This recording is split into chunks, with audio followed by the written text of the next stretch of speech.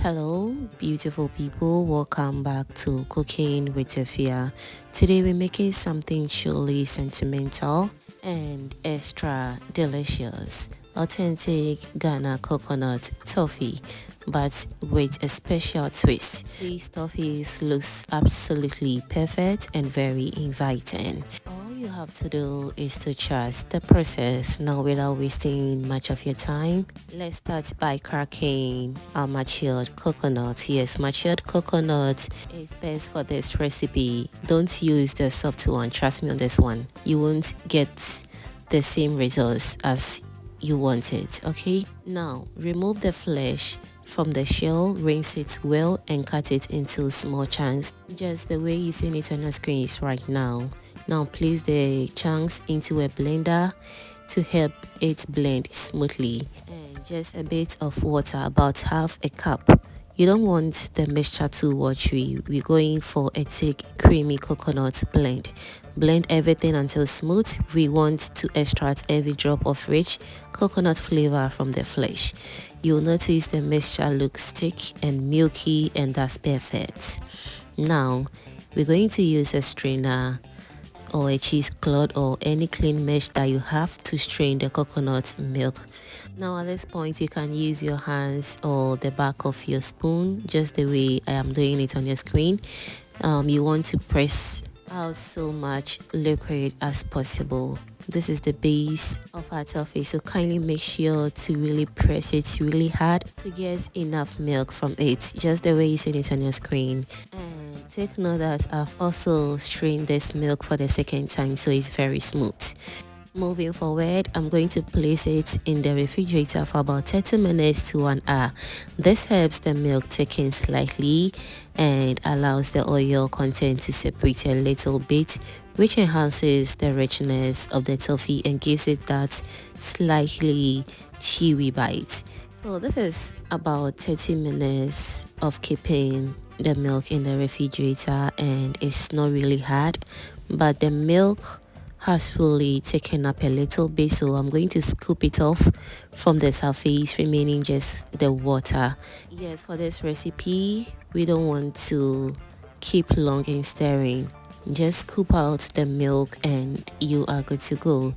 So after scooping out all the milk from the surface, it's left with just the water, and we're going to set this aside. Some of the milk is still inside, but not too much. So now we have our pure milk right here, and with just about 1% of water. So we're going to allow this to cook on medium heat. Begin stirring gently as it starts to warm up. You don't need to melt sugar first in this method. We're letting the milk reduce and simmer a bit before adding sugar. This allows the natural coconut flavor to intensify and the milk to begin thickening on its own. After about 5 to 7 minutes of gentle simmering, you will notice the milk is getting slightly creamy and fragrant, and that's what we're looking for.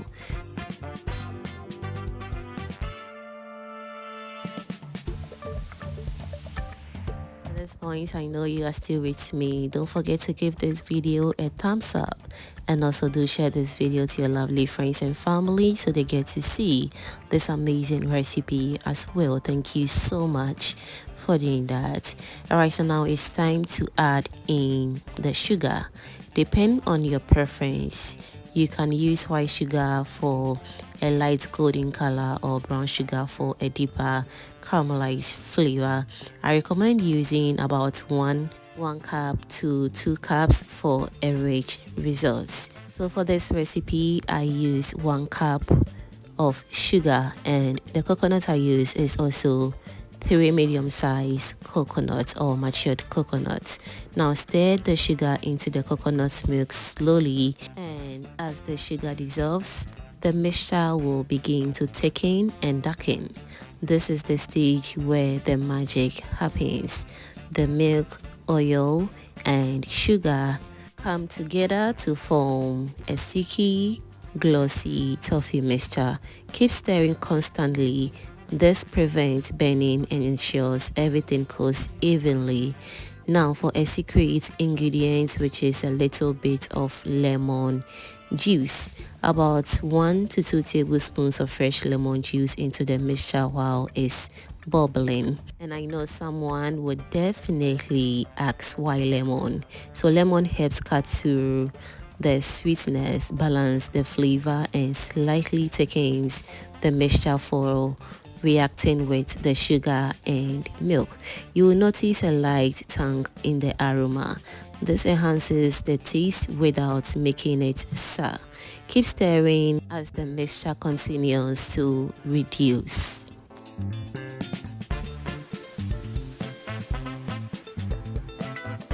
So the mixture should start pulling away from the sides of the pan and forming long sticky strings when you lift your spoon. At this point, you need to keep your heat from medium to low heat, and the mixture should now be rich brown or golden caramel.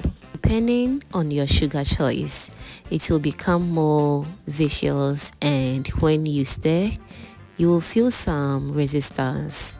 That's your cue that is ready. As you can see, everything is turning out beautifully, and that's what I am looking for. So now we're going to do a quick test. Yes, we're going to drop a little bit of the toffee into a small amount of water, just the way you see it on your screens right now. If it holds its shape and firm up slightly, that means it's done. Be careful at this point not to overcook, or it can turn too hard and brittle, and we don't want that at all. Once it's ready, remove it from the heat immediately. Do not waste time in this process at all, because as soon as you take it from the heat, quickly shape your coconut toffee before it hardens. Now this point is a freestyle show. Kindly make sure to mold or roll out your toffee into your preferred shapes or sizes. Some even roll it into balls with great hands for the traditional school snack feel. Trust me, just make your freestyle here and you are good to go. Once everything is nice and ready, allow the toffees to cool down for about 10 to 20 minutes approximately, until it's fully set. And so whilst that is going on, I want to also use this opportunity to thank all my returning subscribers and new foodie members right here. You guys are amazing. Thank you so much for liking my videos, sharing, and also commenting on my videos, fam. I am very grateful. Thank you so much for doing that. And there you have it, your authentic Ghana coconut toffee made with fresh coconut milk, no caramelized sugar, and delicious citrus twist.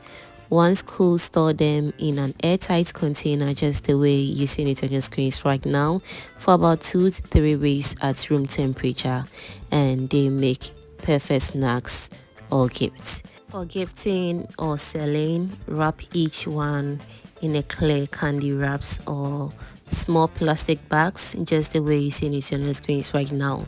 This is a great treat for lunchbox, parties, or even small business packaging. Have you ever tried this before? Let me know how you make yours, or if this is your first time, tag me when you try it. I would love to see your creations. Thank you so much, and see you in my next upload. Bye.